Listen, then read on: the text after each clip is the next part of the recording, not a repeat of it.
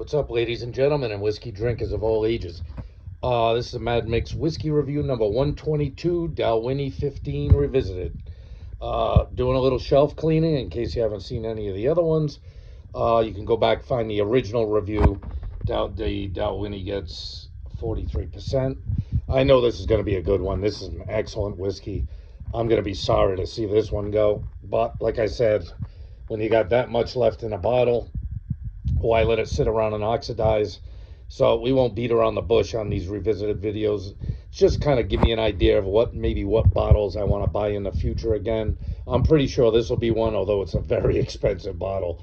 You start getting up into 15-year-old single malts, you know you're going to throw some coin that way. So let's get the snout right up in it.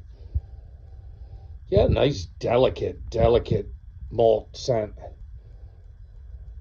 Lighter fruit on the mid. Something like peaches or apples or something like that. Very delicate, very delicate. No ethanol on the nose. Just a very smooth and delightful scent to it. Typical Highland Scotch. I believe it's a Highland Scotch. Very delicate and beautiful. Just an excellent nose. Let's take a sip.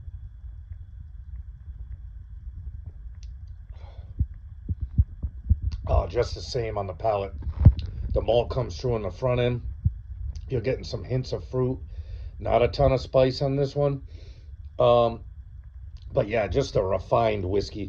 You know, I'm starting to think this the sweet spot, at least maybe not in price, but the sweet spot for age in a Scotch is 15 years, you know. Almost every 15-year Scotch I've had, even if they're blends, or even if they're blended malts,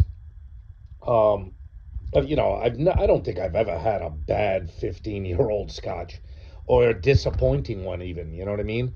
I'm thinking 15 years, you know, 12 is good, 15, that's about the sweet spot. You start getting up into something like a Lagavulin 16, just a fantastic whiskey. I'm not sure that I've ever had a Scotch older than 16 years. I think the Lagavulin 16 is probably the highest age statement I've ever had in a Scotch whiskey. And I've had a few. I've had the Ben Romick 15. I think I've had the Redbreast 15. That's not a Scotch, obviously. So I've in my day, there's probably a few more up there that I'm forgetting. But I've never been disappointed in a 15-year-old, and you wouldn't be disappointed in this one either. If I had the money, would this be my first one I go back to? Probably not. Probably not. You know, there are so many other delicious Scotch whiskeys in this price range. I forget what it was. You'd have to go back to the original video. I imagine it's probably damn close to a $90 bottle, somewhere between 80 and 90. I don't remember it being over $90. Those bottles you never forget. You know what I mean? So, with that being said, I would strongly recommend it. Let me take one more sip. Yeah, just a delicate, refined. Even I know it's only 43, but when you sip this, you can't even tell there's any alcohol in it. It just goes down like a dream. It is a very subtle, individual whiskey, too. It has its own character, its own malt character. I recommend it. It's an expensive bottle. Would I buy it again? I don't know, maybe if I had a ton of money and I saw it somewhere. If I saw it somewhere for a bargain, I would get it again. If I found it for $70 or something, I'd probably snap it up in a heartbeat. It's well worth it. Whether it's worth the money, I don't know. It's definitely worth the drink, though. You know, this is a delicious, well done whiskey. So with that being said, we killed another bottle. We're starting to accumulate them down. Fucking bottles are piling up.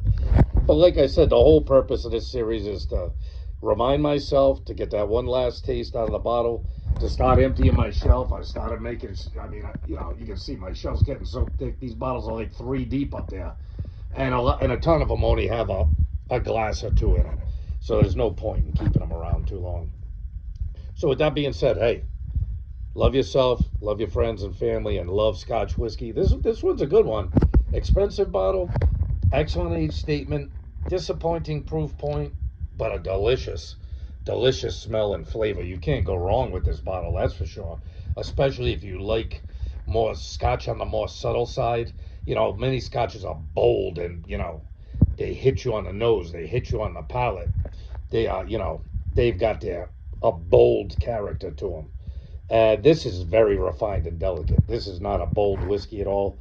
This is something you could sit down and drink easily and often. So, with that being said, be good people. I'll see you on the next one. We're house cleaning, we're bottle cleaning.